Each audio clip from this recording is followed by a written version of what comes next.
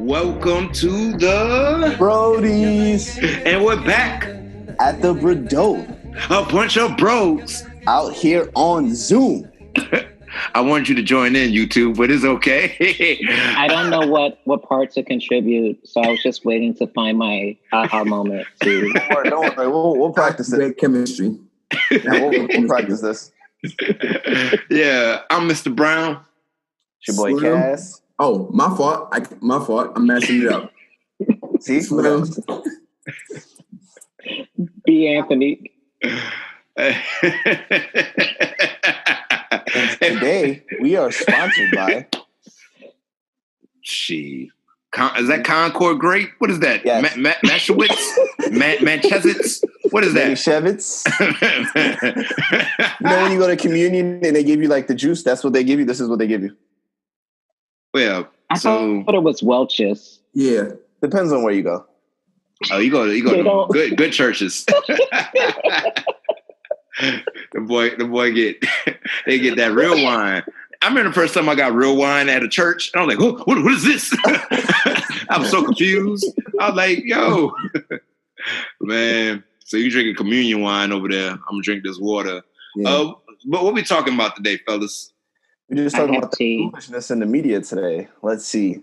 Lucy out here, I'm going to say abusing kids. That's what I'm going to say because that's what I think it is.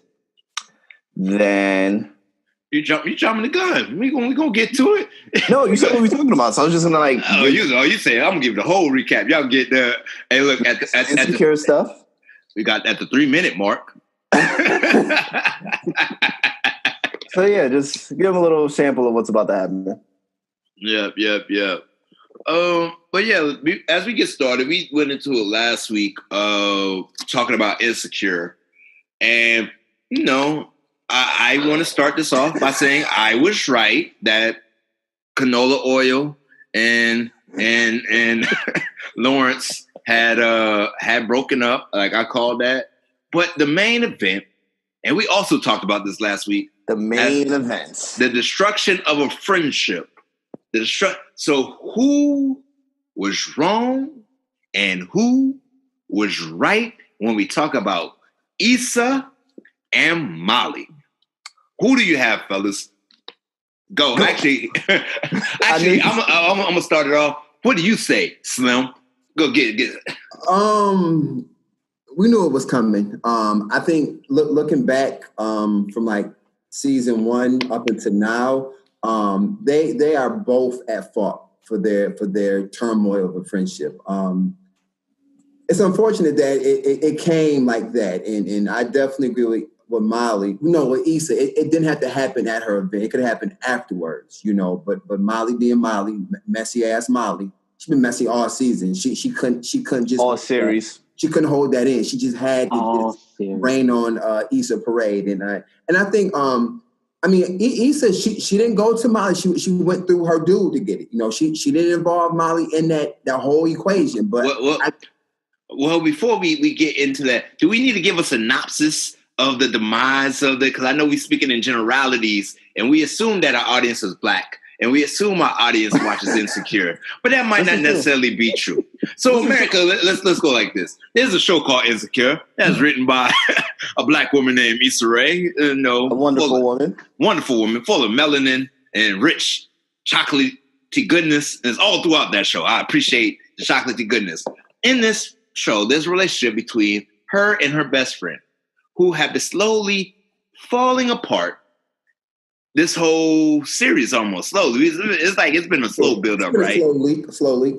And it finally came to a head when Issa, the main character of the show, decided to use her connect to Molly's boyfriend to get Vince Staples to perform at her event. Which I'm like, it's Vince Staples. Shit, I would have. If one of y'all knew Vince Staples, and I was like, yo, let's put it like this. I won't go into the scenario, but I'm just thinking in my head, if Cass is like, yo, let's get Vince Staples for the show. And I'm like, nah, man, that's my homie like that. I don't want to get Vince on the show like that. And then you also know that Gerard knows Vince Staples. And you were like, I'm going right to Gerard. Yo.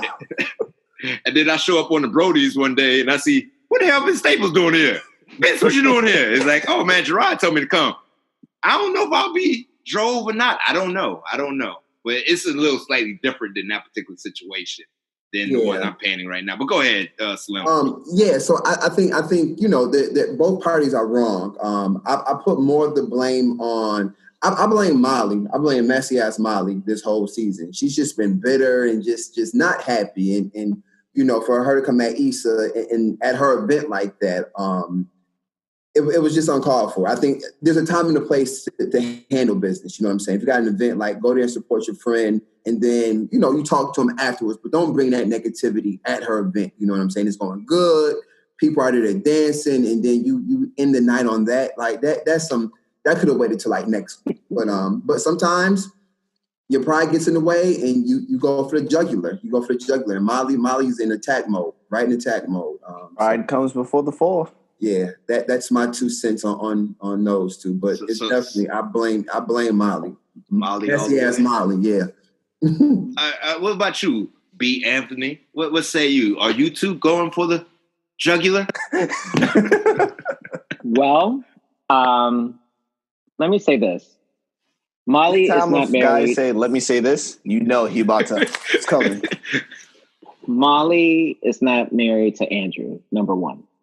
So she has no ownership, no stake, nothing legally binding her to Andrew. So with that being said, I personally think Issa didn't do anything wrong. I feel like she had to make it work. And if you have to exhaust all your resources, I agree with her. She didn't involve Molly, but she had another way to get what she needed. And I also think it amplifies the fact that Molly has control problems. She's a control freak. And she called Issa in the fight, like, accused her of using people. But if you look at the entire series, all she's done is use people, mainly a lot of men, to make herself, feel better or get through whatever she needs to get through.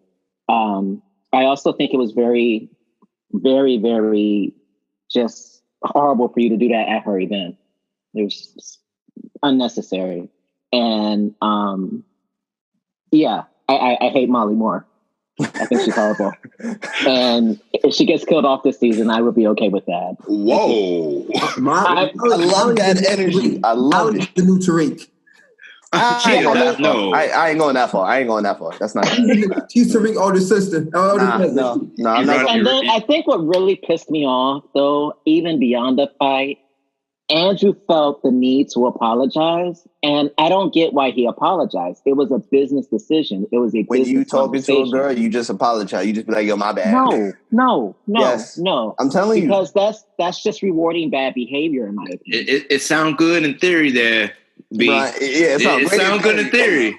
But in real life, you just be like, "My bad, bro." Oh, I messed up. I don't know what I did. I don't think what I did was wrong. I'm sorry.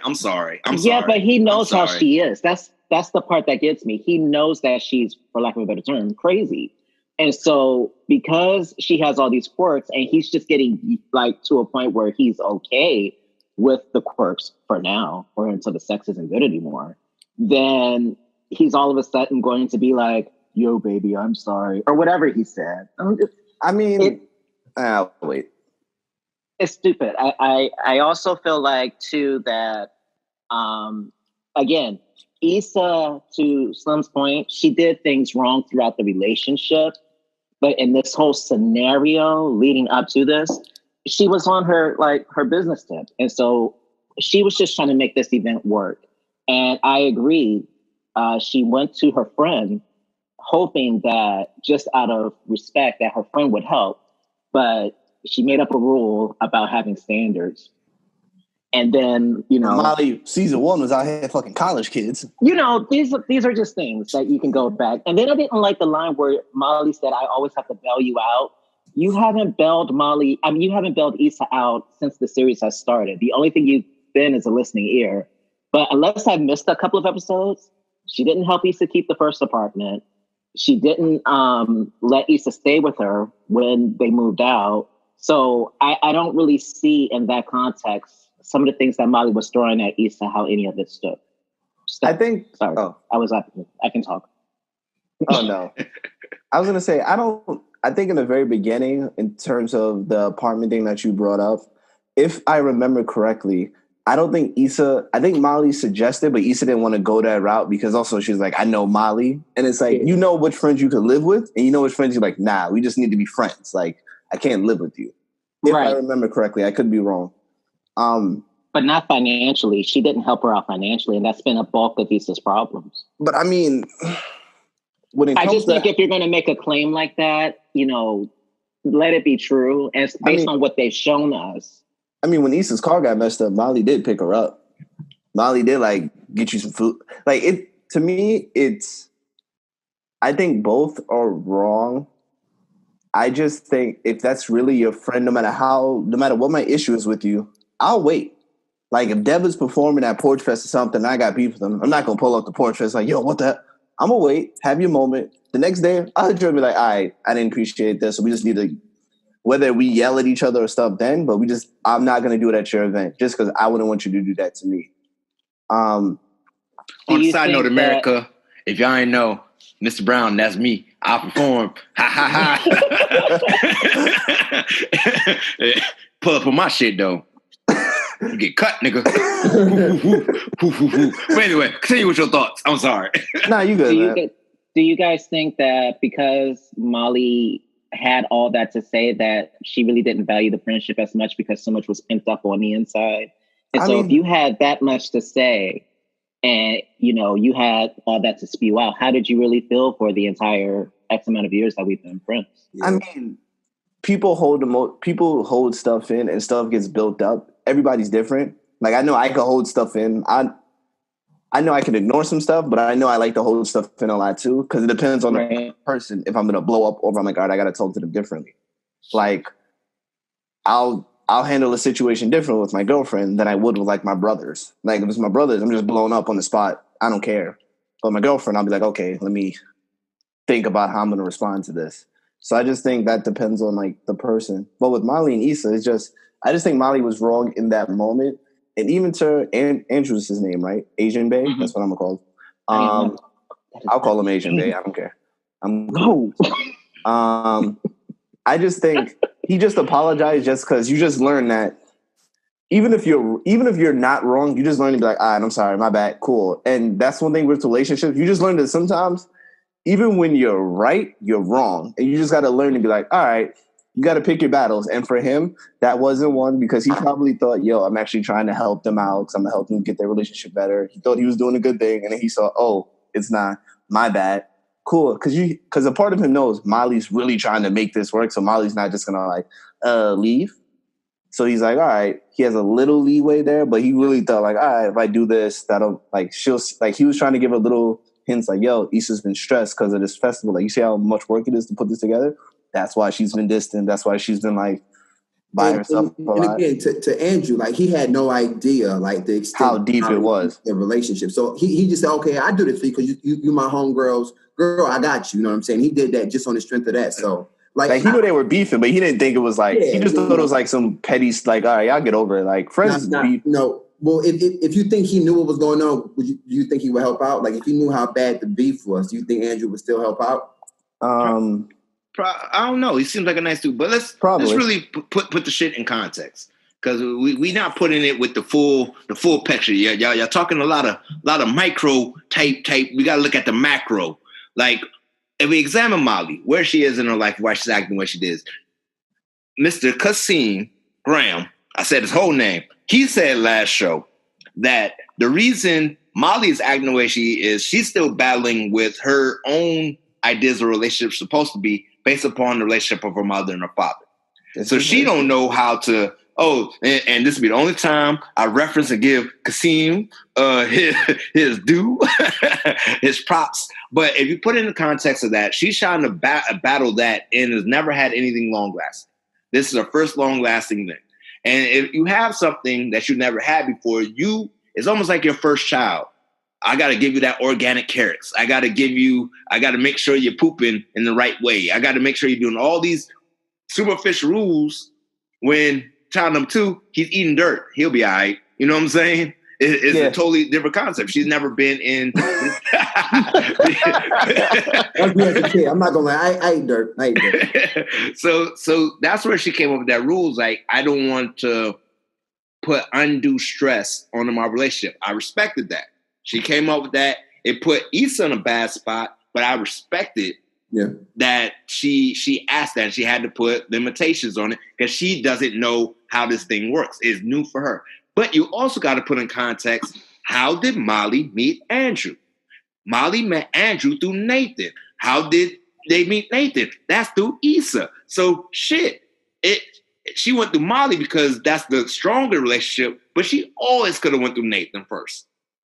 And it would have completely bypassed Molly. So Molly is justified to feel upset that she felt betrayed because she came up that. But at the end of the day, I knew Andrew before you did. Don't I got some kind of say to talk to somebody I knew before you? I don't know. I'm just saying, like, I understand. I'm a Pisces. I try to be an empath.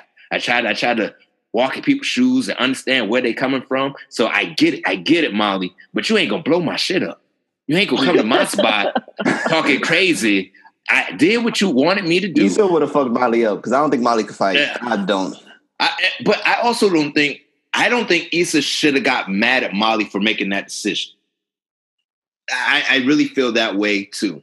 Like, Molly made that decision from a place of, and I understand where she was coming from on that, but I also feel that Molly shouldn't be mad for Issa to making a way out of no way. That's hip hop, baby. That's hip hop. I live by the credo. You gotta make something out of nothing, man. That's all I got to say about that. My only counter to that is her putting on that event and getting as far as she did was her making something out of nothing. And I feel like Molly, once again, because she has so many unspoken issues, and both of them were aware that this was about to happen, the blow up was about to happen.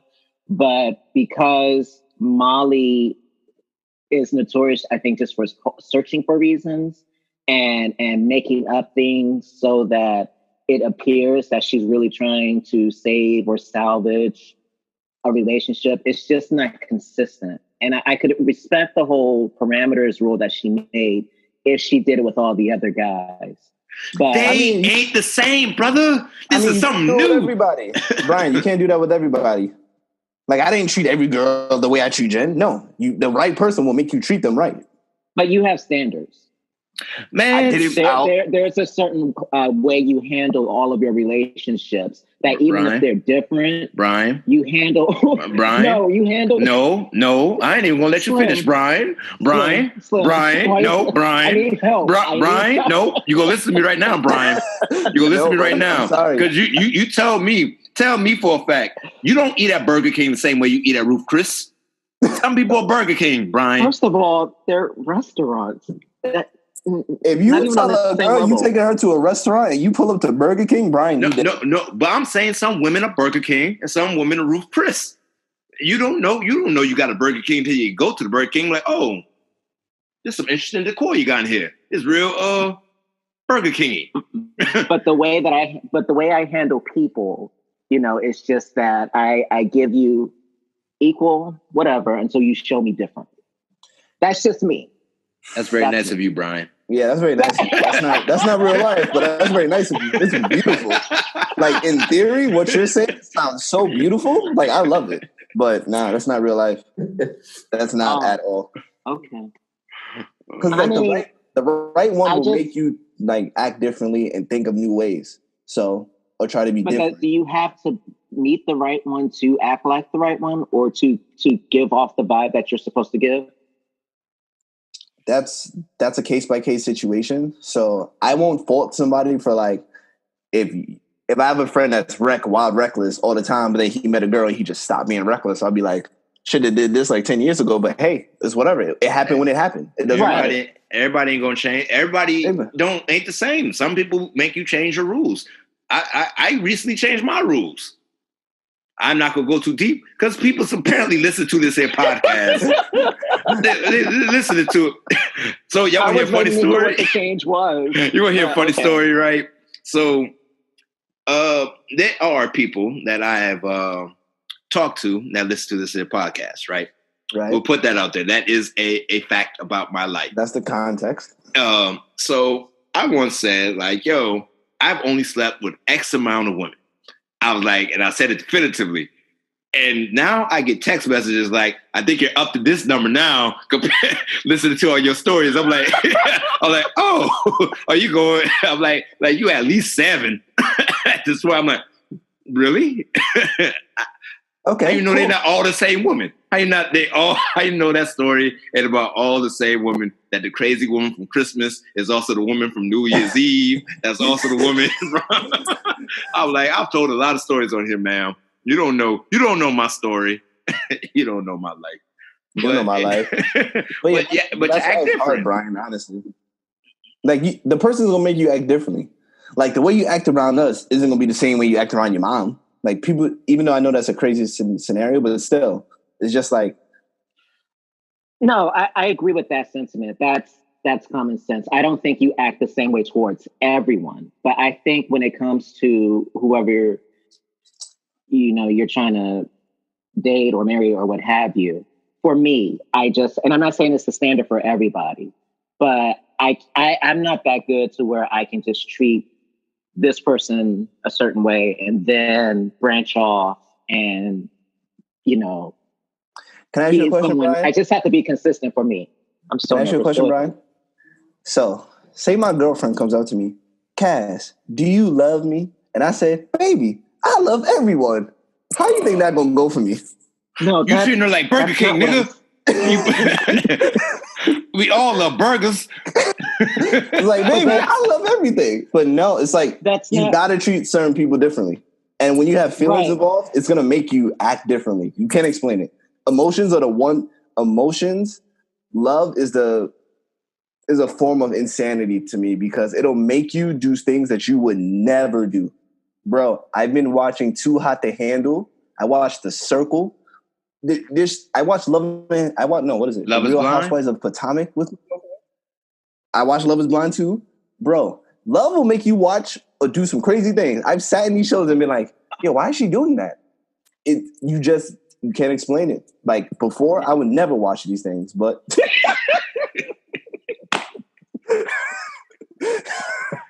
Are you trying to tell us something, Devin? Yeah, that's funny. You got to do what you got to do, funny. Playboy. You got to do what you got to do, Playboy. Like, I understand what you're saying, Brian, and in theory, it sounds beautiful. Like in theory, I got you, but in reality, nah, I can't. So if I just want to make sure I'm understanding this, if Dev needed a favor from your lady, and he initially asked you, and are me and Dev, you tell him, okay, fine, you're beefing, and you tell him no, but he has a way to get around you to get what he needs from your lady, you're gonna get. That sounds crazy, but it's funny. You're going to get mad because he broke the rule or your parameter. I say this, Brian.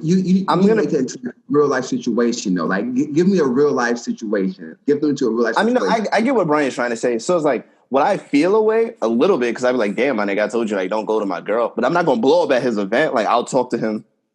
Excuse me. Okay. I'll talk to him after, like, yo, Dev, I really, like, I didn't want to. Like, I'll be tight at his event, like holding it in, but I'm not going to blow up there because I'm just not that person. I don't do public confrontations. That's me. Anything public, you're not getting a confrontation out of me. I'll walk away before it happens. Sure. But the next day, I'll hit him up like, yo, I understand you needed like to talk to my girl about it, but I didn't want to go that route because X, Y, Z. And we're just going to have a heart-to-heart. Where that conversation goes, I have no idea. But I'm gonna do it after his event because I still respect him enough to know how much he put for his.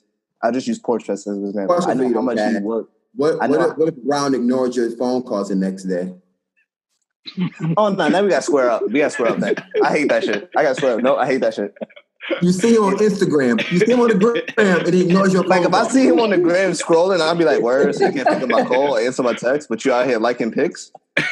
You got a live right now? Like, go ahead and add me to the live, bro. Add me to the live. Oh, wait, I'm gonna send that request. I'm like, yo, can I get in this live real quick? And he responds to the group chat too? Yeah, oh man. Yeah.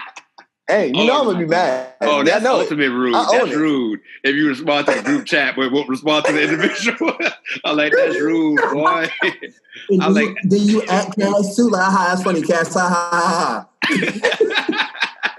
You know it's taken to a new level where you add them in the group chat, act so and so. Like you go see, I'm talking to you. So y'all boy funny. Yeah, that's honestly what it's just a weird it's just when stuff's been bottling up for so long, you don't know when it's gonna come out. Like I can say that from experience. Like I've held stuff in before, and when it came out, shit just came out. I didn't know when it was gonna come. I didn't think it was gonna happen then, but it just happened to happen there. Now I would like to think, for the most part, I would have a lot of self.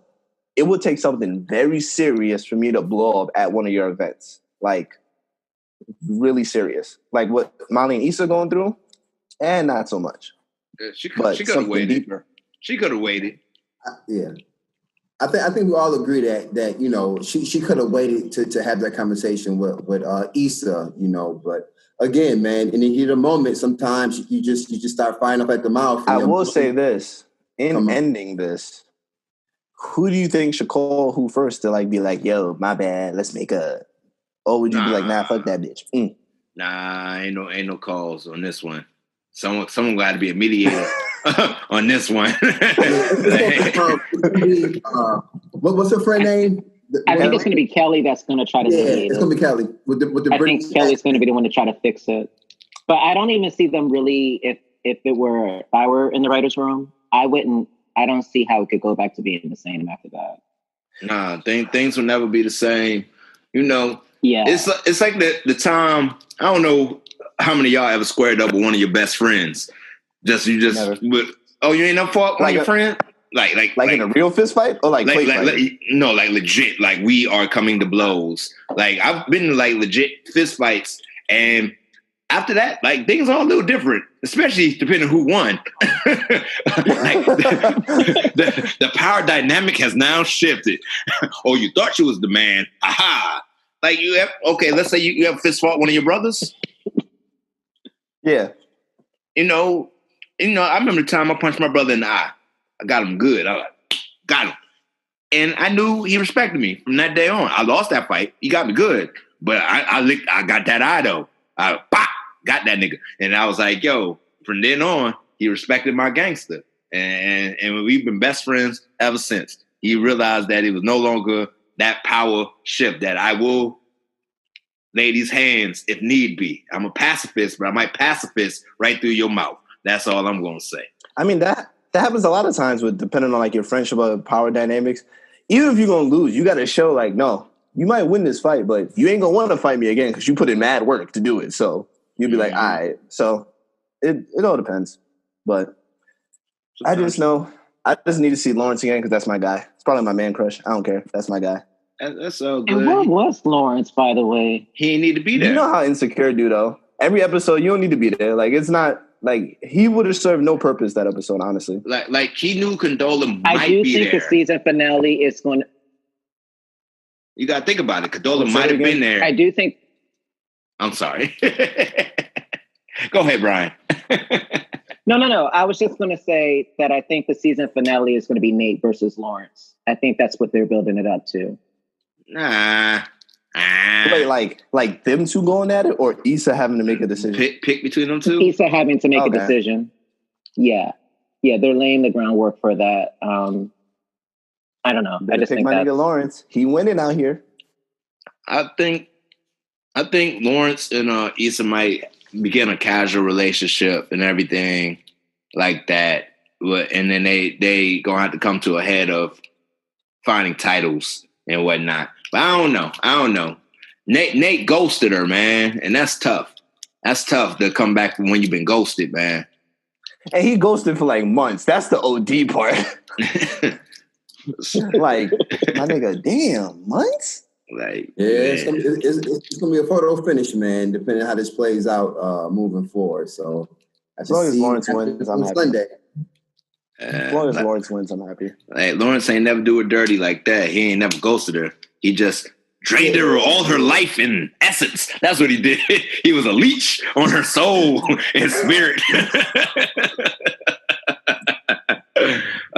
man. But that's not the only shenanigans that's going on in the media. There is this rapper who gets into a lot of controversy.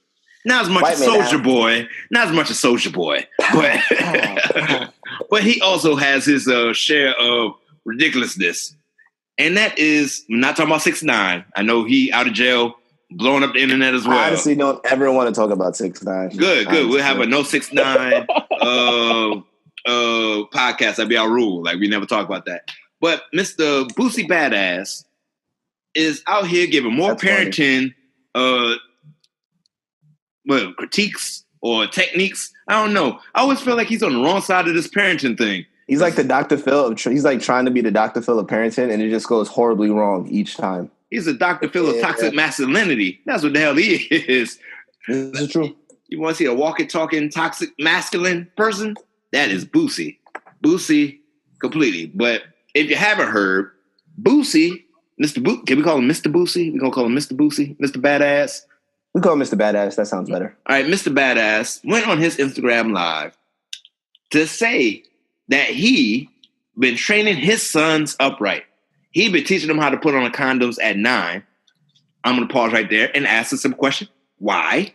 But anyway, and I continue. He said that he even got a grown woman to fellate, as you will, his 12-year-old son and his 13-year-old nephew. And I'm like thinking, wait a minute. What kind of babysitter are you?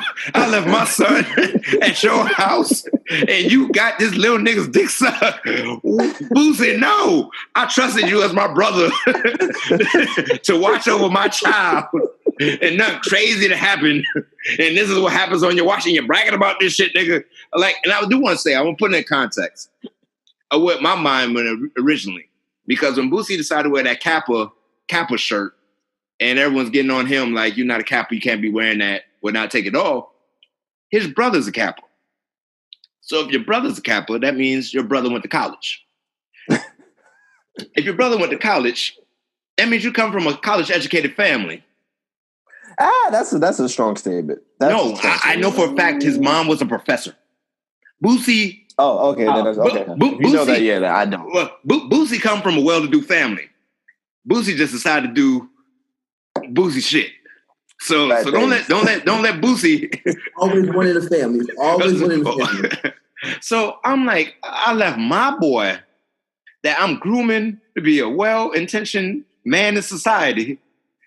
And this what's your thoughts before I won't go too deep? I won't go too deep. I think there's a lot of ways you could break it down. I think as a parent, I always think that, at least I can speak for me, like you want your child to be kind of just like you. And I mean that from a heterosexual standpoint, but I still think obviously if your child is gay, you're still going to love your child no matter what, or you should. I should say you should, because I can't speak for everybody. So I don't know Boosie's life. Like I just knew that his brother went to college and his brother was a Kappa. Never knew that. So I would say, I don't know how he grew up in the stuff that he's been through to shape his mind. But I do think it's wrong to make a child that 9 years old put on a condom. I don't even know how the condom fits you at 9 years old. That's another question I have. Saggy Maggie. That's how it starts. I was just like, I got questions on that. 2, this grown woman, her morals. I would just love to have a conversation with her about morals. Even money, but still, just like your heart. But I think it's just, he's a prime example of toxic masculinity, like you said. And it's just a prime example of like how older generations have that fear of like their child being gay. Like I truly think it's just that fear of like his child being gay. Like he wanted to make his... What if it was on the same timeline trajectory where he was reading about D. Wade and he was like, not today with my son. And he called up, come here, Boosie Jr. come here, Boosie Jr. Go in the room with this, because not in my house. You ain't wearing. I wonder if they're connected. Because sometimes events is connected like that. You don't realize that it probably plays a part. But I mean, I mean, this. My fault. Go ahead, Cass. Oh, no, I was gonna say, I think that plays a part. I mean, I respect D Wade and Gabrielle Union's decision. I don't agree with all of it, and just from the standpoint that I'm like, 13 years old, I feel like you think one thing, and then as you grow, your mind changes. But if you want to embrace them, That's your parenting. That's cool. But I do think him seeing that and seeing like how it was well perceived and like how well appreciated, he was like, I don't know why he thought that would somehow fall on him in like his weird mind. So I think he was just being proactive, trying to be proactive and like, my son not going to do that. But I do think it just comes from a fear for a lot of men that like we said like, oh yeah, we're going to love our children no matter what until some shit happens like, oh, son, you gay? And then it's like, that's going to test your parenthood. You're going to be like, oh shit. So I just think he was just trying to eliminate that thought, even though you can make the argument that you probably made it worse because you probably just scarred the shit out this kid at 9 and 12, 13, but who knows? Like you said, Cass, there's so many different ways you can break this whole situation down. Like there's no reason a 9-year-old kid should be putting on a condom. There's just no reason. At 9 years old, I was just trying to hit a baseball. Yeah. And again, like you have to think like from obviously we're not parents, but Boosie has a different mindset. Like the way he thinks and his upbringing and the things he's seen and just with social media and all this, like I'm pretty sure all that had a huge impact on him. And ain't that nigga been to jail mad times? I think maybe twice. Remember he beat that murder charge. Yeah, he beat that murder charge a couple years ago. So, just going from like his state of mind to now, it wasn't the best move as a parent at all. Like, and it was no need to even put that out on the internet. Like, you do that, and then you go on the internet and just brag about it. No, you can't do that. And this is also the same guy that he be having some crazy shit in his lives. So yeah, and I mean, just a couple months ago, you was coming at D Wade and Gabrielle Union for their son, and then you turn around and you get this woman to give your son and your nephew some global warming. You can't think like that. Like you can't. That is a great way to put it. Yeah. That was beautiful. That was beautiful. Poetry in motion, baby. Poetry in motion. E. Cummins, baby. E. Cummins. Slim is great. Yeah. Can't he go to jail for this? No, they called the people on him. Oh, yeah, people reported him. That's a CFSA call. You know what I'm saying? And that is going to blow up. Like that's going to blow up, man. And I think especially being a black man in America with so much going on, your thing is, oh, let me get my kids some global warming and they'll be fine. No, you can't do that.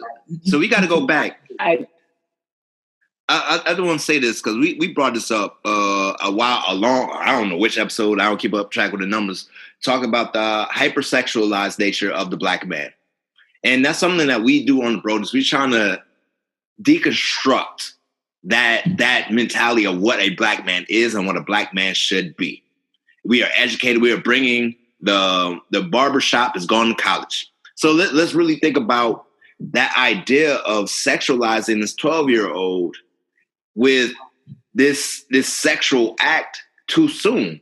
Me and Slim are teachers. We have to be mandated reporters every single year. We got to go through the training.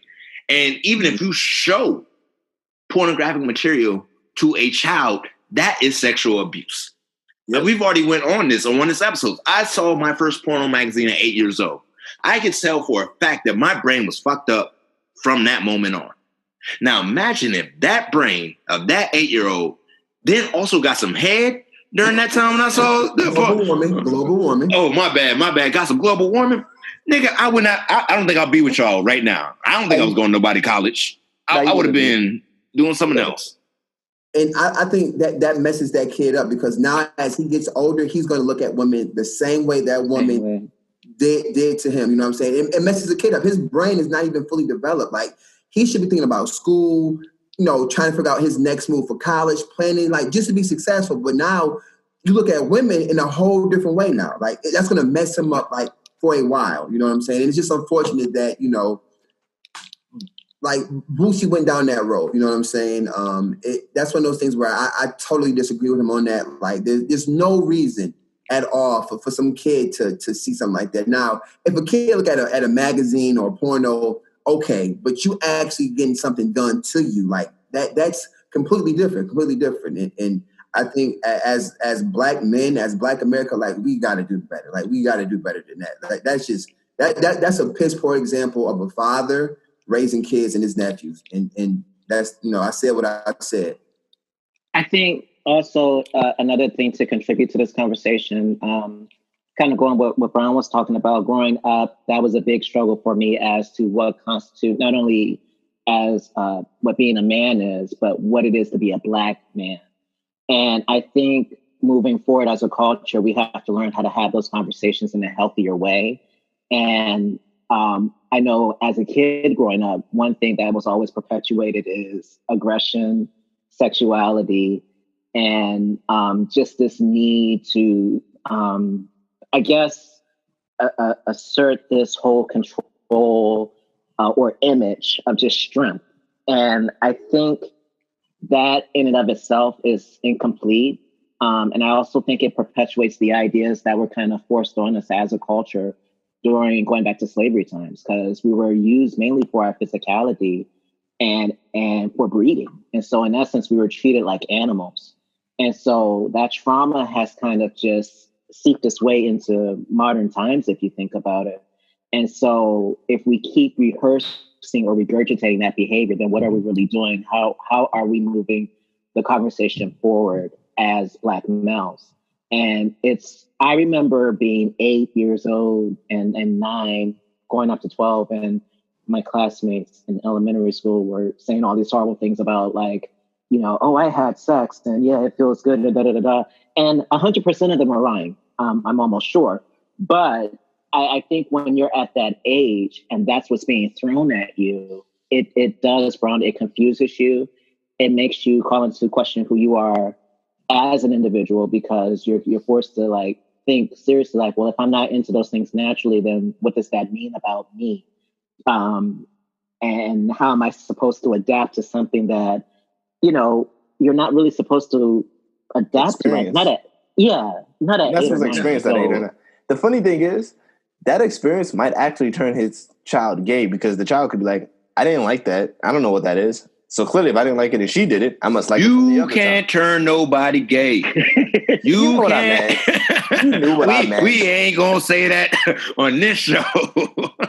But after they cancel, well, you would have opened up that little chamber inside of him and be like, let me come out now. I don't know. You knew what I meant, though. But what it does do, it robs someone of their innocence, and it pushes them into a space that, that at that age, I'm not convinced or sure that any child should experience that. But then also, I'm kind of, based off of what Brown was describing about how did we get there to think that was the right thing to do? Right. You know what I mean? Yeah. Like and then you are a celebrity or a rapper. I don't know anything about him, but he's a rapper. You have a celebrity. Okay, fine. So you're a rapper. At what point, and I know no one likes to be a role model, case in point, but at what point do you take into consideration the fact that whether you like it or not, you have a realm of influence? See, I don't even think this situation is about being a role model. Like, well, no, I'm not saying it is, but I am saying that I get what you're saying. Things like this, you're contributing to something, one way or the other. I understand what you're saying. I just think it's a classic case of like, the kid is 12. Let him go do some 12-year-old shit. Like, just let him go be a kid. Go be a kid. Man, you're going to mess up. You're going to fail. You're going to do a lot of dumb stuff. Go do it. You're going to learn from it. And I even say like this, like I teach 12, 13, 14-year-olds. I know for a fact, some of them are sexually active. I know that. It frightens me, but I know that for a fact. But I do say this, to preteens and to teenagers, bumbling around is different from a grown-ass human doing something with a child. Like when you two bumbling, y'all both like, man, that was a very awkward experience and da-da-da-da. But when you are a grown-up, it's a grooming process. It's almost predatory. I remember, think about all those mature girls in high school who dated the older guys, and you guys start thinking something like, nah, y'all was dating pedophiles. Yeah. Remember we was in middle school and high school, and they was dating like the 16, 17, 18, 19, 22-year-old. I'm like, yo, no, your boyfriend's a goddamn pedophile. But he's grooming you off of his experiences to something you weren't quite ready for.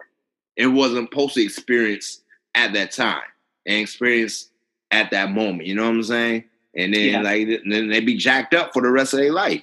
You know, R. Kelly was jacked up for the rest of his life because what he had his experience at 8 years old, 7 years old. Yeah. Nah, excuse R. Kelly. R. Kelly's still a monster, but he was jacked up for the rest of his life. Now, who knows what this 12-year-old boy about to do when he get off of quarantine? And he got Boosie money. I don't know what Boosie money looking like these days. Is he ain't doing no shows? It's good. It's better than my money. But I'm pretty sure. Where is he from? He's from Louisiana. He's from Baton Rouge. He just got to perform in Louisiana. You don't got to. Yeah. So it's quarantine over. I'm just back, right baby. I don't got to. He'll always be big in Louisiana. So do you think he needs to be? Should he be canceled? That act should be canceled, but I think it's going to be very hard to cancel Boosie just because the way he moves, you know, Boosie been doing Boosie stuff. Yeah, it's like the sad thing about that is it's people or parents that agree with what he did. Like I guarantee you, there's a percentage of people that agree with what he did, and it's like, and that tells me they all had IEPs. They all had IEP.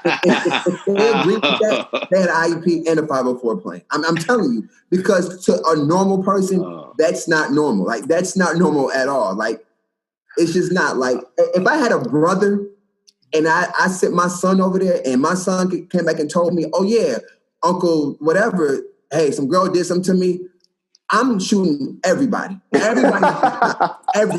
Because it's like, yo, you my brother, and this is what you're doing. This is what you're condoning. You getting shot. You know what I'm saying? Like, it's just unacceptable, like, man. I'm not going to lie. I don't care how old my son is. If my brother do that, we fight no matter what. It's like, I'm just going to feel away. Like, I'm going to feel away. My son could be 30, and I still would be like, really? You did that? I don't like it. I just don't. Like, America, I want to say one thing. Not everybody with IEPs look big bad. I do want to say that right now. Yeah. I just want to let that be known. He wanted to save himself. He was like, let me put my name. My babies are brilliant. And they do amazing things in society. Most of them. Some of them have become murderers. But that's neither here nor there. Hit or miss. Hey, man, it happens sometimes. Don't ask questions, Brian. Don't ask questions. Just go with it. Just go with it. Just go with it, man. Just go with it, man. Man, but it's the ridiculousness of not understanding how people's brains work. And thinking about, I don't understand how people's brains work or what the hell is going on. Can y'all explain to me what's going on with the Ahmad situation? Like, you know what's honestly scary about that? Is that I go jogging out here in Hyattsville, and I run through some pretty nice neighborhoods.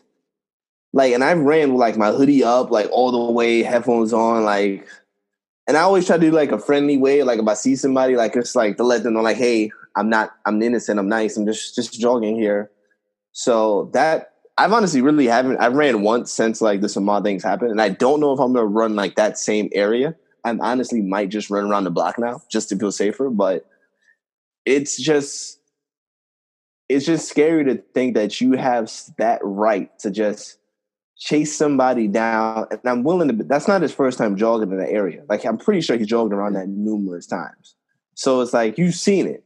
Like, every neighborhood has like the jogger that that's just, what's his name? Just always jogging, or she's always jogging around here. So it's just scary to think that no matter what you do as a black man, you're always going to be seen as a threat and seen intimidating. And even from the video, like, I didn't watch the whole thing because I'm done watching people get shot. I just wanted to watch the very like beginning before a shot. It's just like, there's nothing intimidating about this man. Like, there's nothing, like, he's not doing no crime. My man is just jogging.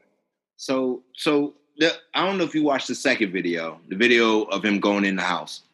I watched it. I seen the video. Wait, the video of him. I seen the video of Ahmad in the construction site that they shot. It going in the construction site. So, you know, so the story goes as thus, as according to what I've heard.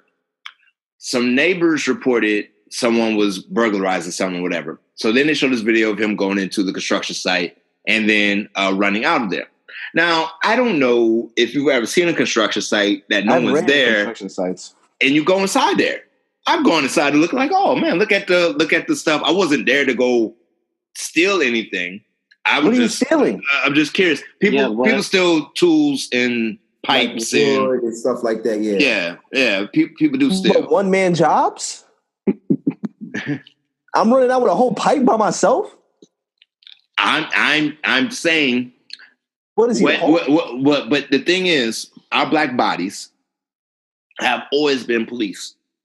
We don't have the luxury of being curious. We don't have the luxury of even being of self-defense. We don't have these luxuries at all, because both scenarios of Ahmaud and Breonna Taylor are things of self-defense, but self-defense does not equate to anything that black people could do. Because let's say I was curious, or let's say I was even attempting to steal. Let's say we go all the way to the darkest scenario that they're trying to paint this black man as, that he was trying to steal something from that construction site. You are not the police. I don't care. Like, you blocking me with a gun, and I don't see no badges, and you are just a person with guns. I don't think of you as a person of authority. And if I even saw you as a person of authority, I still would have been scared shitless. But you're not a person of authority. I'm thinking, I am in Georgia. You have guns. I've read my history books. Fight or flight, nigga, y'all got multiple guns. I got to fight this shit out. This is my only option is to fight you, because you have shotguns on me. You know what I'm saying? But why the hell are you chasing this person down? Because they always felt comfortable policing the black body. Remember, we got to know what policing started in this country. From the 13th Amendment, it was to stop former slaves and patrol them and bring them back. And so I don't even get upset anymore. I'm like, okay, white people. And that's why I live in Washington, D.C. So if you're going to shoot me, it's going to be justified. It ain't gonna be no. They were like, Devin earned that killing. It ain't gonna be like none of that bullshit. Me jogging outside and I got killed. Like, nah, that nigga did some shit. But at least they put the nice picture up of Ahmaud. They normally give you the nice thug picture, you know. So at least they gave him the nice picture. I used to always tell my friends and brothers growing up, like, if Kasim ever got shot by like the police or somebody, you know, Kasim may do nothing, because as soon as I see a gun, I'm just going to go in the fetal position. So, you know, they clearly shot a defenseless person. So I think the scary thing, too, about reading the story, and since it's happened, not only am I tired of it, but it just perplexes me every time, like, the way, the delay or the time between it actually happened and some action being taken against the perpetrator. It just disturbs me that it took petitions and media attention to quote unquote make something right or to get something done. And hearing the Attorney General's responses to why he didn't take certain actions sooner was disgusting to me. You know, self-defense, they were in their legal right, and you're supporting and pushing this narrative. In essence, on how to handle Black men and Black people across the board. And it's scarier now because it's no matter how you Black, you know, educated, uneducated, you know, suburbs, hood, no matter where you are now, it's like this, I don't know what to even call it now, but Black means threat, you know? No, that's exactly what it is. And I thought it took me a minute to really process it, because it's like, since Trayvon Martin and even before then, it's just like every year it's something happening and no one is getting it yet, you know, from our leaders down to law enforcement. And it's like, what is it really going to take? And that's the question that I get stuck at, you know. You go, Slim. So when it happened, I watched the video, just to see, like, you know, just to watch it, and it was utterly disgusting. For someone who's not even a law enforcement to shoot that man like that because you thought or you assumed he did something, that's just, it's terrible, man. Like I can't even find the words to put together And just being Black in America, man, like we are a target. We're a walking target. The four of us can go to the grocery store, and that can be our last day. The four of us can go take the garbage out, and that can be the last day, based on because someone thinks we're a threat. Like, mind our own business, whatever the case might be. And you made a good point, Christine. Like, I typically run every day, and it's definitely made me look at running differently. Like, I almost want to run through the projects because I feel safe. Honestly, yeah. It's got to that point where it's like, this shit has to stop, man. Like, it's outrageous. Like, a Black man can't go for a run in today's society. In 2020, you can't go for a run because we're a threat, because someone sees us as a threat going for a run. You know what I'm saying? And at what point, like, as Black America, like, we have to come together, because I think powers and numbers will give us something, but like, this has to stop, man. Like, it's just unacceptable, man. For that young man to die and that young woman to die too, man. Like, my thing is, if you're a police officer and you're afraid of Black people, you shouldn't be a police officer. Go get you a desk job somewhere. Go work a 9 to 5. You shouldn't be. If you're scared to go into the Black communities and do your job and you feel like you're afraid, that's not the job for you. Like, I think he wasn't even an active police officer, though, was he? And that's my whole thing. Yeah. Like, that's my whole thing. Like, what gives you, on what ground, what gives you the right to take that man's life? He white. That's his ground. Privilege is privilege is a hell of a drug. Yeah, but it's sad, man. It really is. Like, and you think about, like, me and Brown, we teach Black and brown kids all day, every day. And you worry about those kids who go outside and like play and just have fun. It's like, at the end of the day, like, you have to really worry about those kids. Now, I think, we as like Black Americans, like, we gotta find a way to stand up, because it's only going to get worse, moving forward. This is what I'll say, and I've been saying it, man. We gotta FUBU it, man. We gotta do it for us, by us. And I know it's not the popular thing to say, but I almost believe in segregation at this point, until white people understand what it means to fully interact and fully trust and fully integrate with Black people, because they never did. Even though, like, the government said Black people should be integrated into society, white people went out of their ways to circumvent that system. So when you redline something and you force certain people of certain demographics to live in certain parts of the city, then that makes it an easy way to police somebody, right? So let's say my family does get money and they finally end redlining, so I'm the only Black family in the white neighborhood. But since I'm the only Black family in the white neighborhood, I am seen as the other. That's an easy way to see, like, oh, you don't belong here.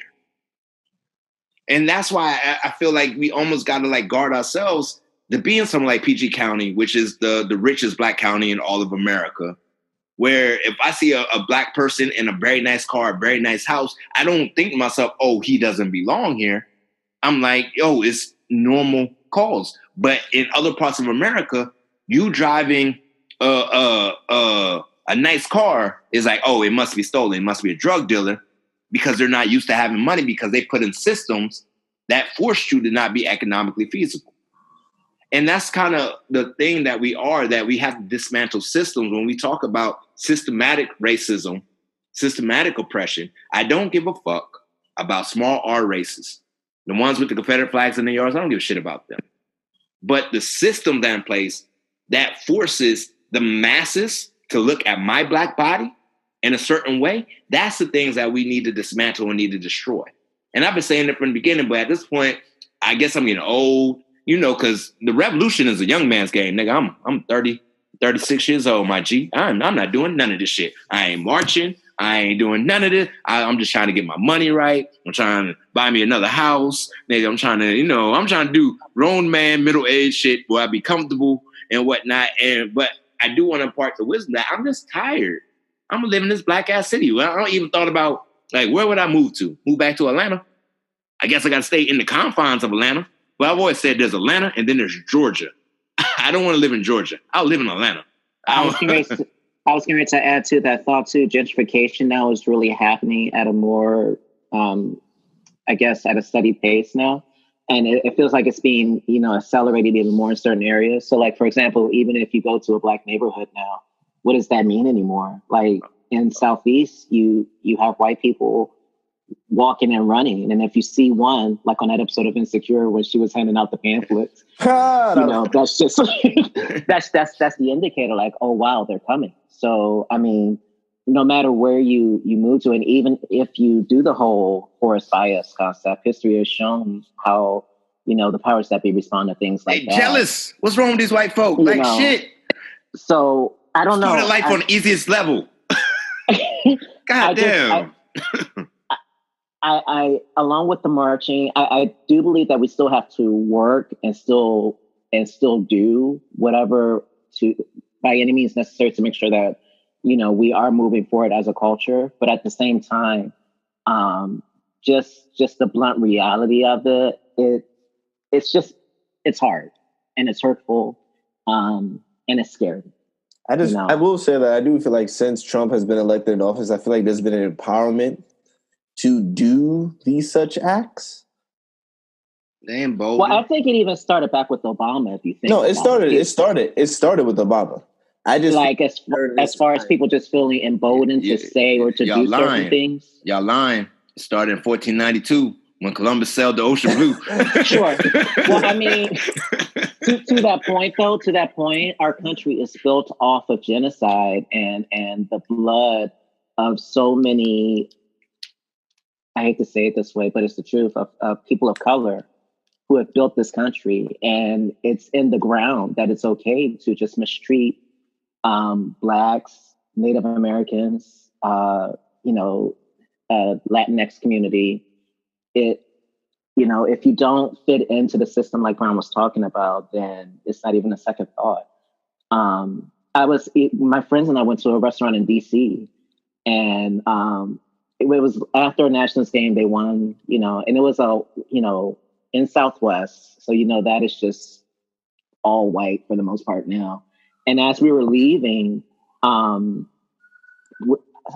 story short, we were trying to get through the crowd. The crowd that was predominantly white wasn't trying to cooperate, and it was about to escalate to something. And, I'm sitting here watching all this, and it's just like, what the heck? Like, it doesn't even have to get there. But I think that idea of privilege and, your idea of who can and who don't and how I am allowed to treat you, it's taught, and it's just in the country as it is. So I don't know. To your question, I'm just not sure what to think about it or what to do about it. It's a gatekeeper mentality. Do you want to be radical about it, or do you want to try to be nice about it? Get money. I just know white privilege is a hell of a drug. I just want to sample it. That's all. I just want to sample. I just want to sample. I just want to see how it feels for a day. For a day. Just one. I just want to walk around and be like, wait, I'm gonna. Like, when I go for an interview, I don't got to acknowledge that, like, I look different. It's just, like, normal. No, you're treated just as a human being. Like, I just want to acknowledge that. Like, I want to go in a grocery store, and he don't just look at me like I'm about to steal something. Like, oh, you're nice to me? Oh, God. No, we're going to treat you as if you are a normal person with normal morals, and, you're just going to do everything by the law. I want to fail up. I want to be a mediocre white man and make $285,000 just cause. Like, shoot. Like, just for my dad. Like, God dang, you're a mediocre white man. You just killing the game right now, baby. Killing the game. There was another incident with, did you hear about Travis Miller? Is that the driver? The truck driver? Yeah, I saw that. Yeah, that was crazy. Him trying to do his job, and he was delivering a package and they weren't letting him in. And it's just they were like, how did you get the gate code? How did you I'm delivering the package? They gave it to me. He said, I'm the homeowners association person, and we're not going to let you in until we know why you want to come in. And it's just like, see the side of the truck? This is why I'm here. I would have like, bet, say no more. Here's this package. You give it to him. Shit. you deliver it. Because he uploaded it on Facebook, the whole video. And I saw it. It's sad. Because he's like tearing at one point. Yeah. You're just like tearing at one point because he's just so like, because obviously he's scared. And it's just like, I literally just want to deliver this package and go home. Like, I just don't. And he just had 2 deaths in the family that week too. That was because of COVID. So it's like, this is something now. I'm just trying to do my damn job, and y'all won't allow me to do my damn job. Like that's Once again, America, you want to know your solutions to all your racial ills? Segregation. That's honestly where it's going. Shit. Look. I've been so carefree the last 10 years of my life. I ain't thought nothing about no anything extra happening in my life. Like, yo, even the fact that I have this podcast, I speak my mind. Y'all know some things that's on my mind. Imagine me having the same podcast and teaching in South Carolina. You think I might keep my job if they actually listen to it? Nope. The first episode dropped, you gone. That first episode, he done. The intro, you know what? We don't need your services right now. We were drunk as hell. That first episode, he gone. But so my white principal has listened to some of these episodes. And he was like, we appreciate your voice and your candor. Keep doing what you're doing. Oh, wow. I don't know if that would happen in South Carolina. It happened in D.C. because he respects where I'm coming from and he understands where I'm coming from because he's operating in a system that's majority black. But if I was in a majority white space, they'd be like, you're a little too radical for us, Mr. Brown. And I'm like, I ain't even that radical. I'm a very moderate Negro. I am not about the revolution at all, sir. Not at all. Keep listening to the podcast. I don't do the kneeling thing during the national anthem. I don't do none of that shit. Not because I don't believe in it. It's just like, what is this doing? What does this prove? Does this help? Does this help right now? That's just me. Keep doing what you do. I like what you're doing. Keep doing it, young black man. My old black knees ain't having it and all that. This shit. Oh. You think you're old at 36, so what does that make me at 37? Older, nigga? Which one was that?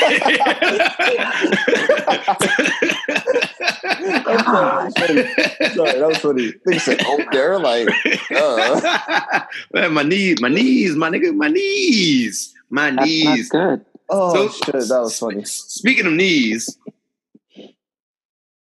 who you think gonna win between Mr. Drop Down and Get Your Eagle On and Mr. Move Bitch, Get Out the Way? Who y'all got against for the Luda Nelly versus, which I'm actually excited for. Even though Can I ask a question about very these excited versus for battles? This. Yeah. Okay. What are the rules? Because the rules change for every battle, and I'm tired. The best. I can't keep up anymore. The best versus battle to me, if you're actually doing like a versus, was Nelly and Jonta Ashta, if I said his name correctly. You talking Neo? Neo, I'm bugging. That's how I drank way too much wine. The reason why I say that was the best one, because they actually had rules and a structure, and they like respect each other to let them go. Erykah Badu and Jill Scott, it wasn't even a battle. I loved it. It technically wasn't a battle. They just played songs and we just vibed out the whole night. It was great. Because they're women. Men be trying to demolish people. Women's like, nah, sister girl, come into this energy. It's so beautiful. Are you crying right now? Oh, my God. Nah, I take him in my eye because that Erykah Badu thing was beautiful. But I think the point of the versus battle is that, like, you play a song and I got to play, like, a hit to, like, match it. And then the crowd will make a decision on, like, who won. There's no real winner. Like, there's honestly no real winner. It's just for, like... it's for the people. It's for entertainment, and it's for us to debate. But, yeah. It's something to do during the quarantine, which we appreciate it. But it gives us time to, like, remember the hits that we forgot and, like, just debate about shit. Okay. All right. And then it gives us good memes. Fact. We're here for the memes, man. The Teddy Riley? Teddy Riley. The way he looked back, like... why Erykah Badu roasting Teddy during their versus? I'm like, I must got that Teddy echo. I'm like, yo, y'all Erykah Badu can do whatever she wants, man. So when we think about Nelly, it will be a thing of hits, but you also got to be strategic of when you play what hit against what song. Yeah. Like, so sometimes you got to take the L. Be like, all right, you played that? I'll take this L to win later. Because if you're going first, like if you're the first in that round, like you want to play that song where you really want to make them think, bam, oh man. And then you got to have the counterpunch. So let's just do a few songs. I'm Team Nelly. I'm not going to lie, because only one moving units is M, Pimp Juice, and us. I take that to heart. He ain't say no Ludacris. He said M, Pimp Juice, and us. And us, which was Jay-Z. All right. So what do you play against Nelly's Hot in Her? I'll give that one to Nelly. He got it. Cool. He got it. I'm not even gonna try. Because to me, in my opinion, Nelly only has 3 songs that's like definite. No one else got any other opinions? Hold on. Oh, you doing research? Yeah. No, Roll Out. I think you could play Roll Out. No, I wouldn't do Roll Out. Roll Out's gonna lose. No, you think Roll Out's gonna lose? But The Hot in Her? Brian, but here's the thing, Brian. For Hot in Her, that was such a big hit. I'm not even gonna try to compete with you. I'm not. Even if I could. But see, Ludacris has never been a singles artist as far as breaking that top 100. He's put out good. He's broken some. The Hot 100. I can't think of too many songs that were like, oh yeah, that's Ludacris. You know, as far as the culture. Okay. What's your fantasy? Area Code, Saturday, Move Bitch. All were like number 1. Okay, so Brown, you said what you play against? Step Back. Well, so Gerard, what would Ludacris play against Hot in Her? What does Ludacris play, Gerard? Slim? What do we have? Go ahead. I'll wait. You ain't got it, Gerard. You ain't got it because Hot in Here is a guaranteed dub. That's what I'm saying. It's a guaranteed dub. Give it to him. He was a hoe? Oh my God. Oh my goodness. All right. I'll go. Okay. I got another one for y'all. Okay. I'll go a mid hit. I'll go. What do you play against Air Force Ones? I like Air Force Ones. Mm-hmm. Air Force Ones? Yeah, I need 2 per to get stumping in my Air Force Ones. Yeah, baby. Yeah. Ooh. Ooh. Oh, bro.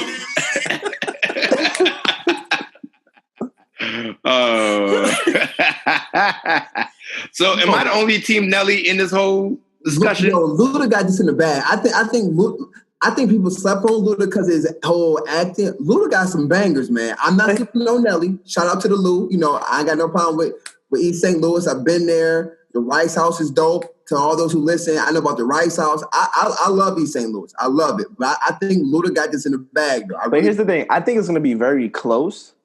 Like, it'll be like some 10-9, 9-8 type joint. I'm about to put batter up against y'all, niggas. Hold on. Wait, are we counting features too? Yeah, that's features do count. Features can count depending on how much you contributed to it. Yeah. Because like I'll play grills. I'll play grills on your ass real quick. Okay. I'm going, yeah. I'll throw Usher, yeah. I'll throw Lovers and Friends. Oh. Like there's mad stuff I could throw. I don't want to embarrass myself. What song you like? What song you like? What song you about to say? Say it. What song you like? I'm not going to say it. I want to come back on the show, so I'm not going to say it. I do Grew Up to Screw Up. Luda got one hit that's in the bag right now. One hit in the bag that's new. That love beat, that sex beat, whatever that name of that song. Oh, sex beat with that. I don't like that song, actually. I don't. I'm not going to lie. Throw them bowls. So I'm the only team Nelly. That's okay. No, but here's the thing. I think it's going to be very close. I just think Nelly has 2 great albums to go from. But I think Luda has a better discography to go from. So he's like more in the back. Like Luda. What you mean? Nelly got Sweat and Suit. I got you, Brown. Hold on. The way you did Sweat and Suit. Don't you forget. You better put that because you want me for my pimp juice. You know what I'm saying? I'm giving you better let it loose. You got the first album. Let me look at Nelly this album. We got Nellyville. Nellyville. Wait, I can't hear song is I'm going down, baby. Your street in the rain. Going boom, boom, baby. Man, shoot. I look. I put respect. You got Country Grammar and Nellyville. That's it. After that, it's gonna be like a whew. Man, I'll even do the dirty versions. I do the dirty remixes with tip drill on it and everything. You can. I love Andale Mama E.I. Uh-oh. What's happening tonight? If you want to go and take a ride with me, God. I just play Saturday, Moneymaker. And then Luda got the Undisputed joint with Floyd Mayweather coming on that. He bodied that. It's gonna be good. I think it's gonna be a good. I'm about to get my baggy jersey out with the baggy pants from middle school. It's gonna be lit. Man, I got Luda. I got Luda winning this one. That's what I got. So like if it's 20 songs, I got Luda winning like 14-6. We have to see come Saturday. I guess we will come see Saturday. I see y'all niggas in the live. Man, it's been another amazing episode. Wait. Oh, I forgot something. I just throw a PSA announcement. The Brodies will be live after Insecure. So make sure to check that out. We're going to be giving out hot takes right after. So if you love Insecure. So hot, you're going to have to take your clothes off. Because it's going to be hot in there. Mm-hmm. Hey, Slim, how's it going? Yeah, doing good. Yeah, nice weather today. Cool. Man, but it's been fun. Can't wait to actually be in the same room with you guys. We gotta do what we gotta do to stay safe, even though they open up all the states. And a little bit of me, not a big bit, but a little bit wants me to see these people get sick for being dumb. I don't have much patience for stupidity. I'm like, just wait. See, we learned the lesson. They went to Jurassic Park too early too, and look what happened to them. It wasn't ready. Wait. Always gotta do stuff. Like, damn, chill. Like you'll be okay. You want to go outside. Sit on your lawn. I ain't gonna lie. Let the gym open up. I'll be there as soon as. So that's the last place you probably want to be, given everything that's going on. The way my mask is set up, the way I'll be working out in sweats and gloves. You're gonna look like a Cobra Troop commander. That's fine, as long as I'm a ripped Cobra suit commander, whatever. I don't care. Oh God, one bit. You're gonna be a stormtrooper. That's fine. And once I take off everything, I'm gonna be like, That's okay with me. All right, man. We are. I messed up. I'm Mr. Brown. Slim. Cass. B. Anthony. And we are the Brody Bunch. The Brody Bunch. That's the way. You don't know the song, do you? I don't. I'm gonna watch it and come up with something. Wow. We're all above 21, so we're all in the same realm. Jeez. But clearly, you ain't watched the Brady Bunch reruns after school. That's a fact. In the afternoon. Like, them joints should be on TBS hard. All the time. I watch Seventh Heaven. Good night, everybody. Good night. Bye. Bye.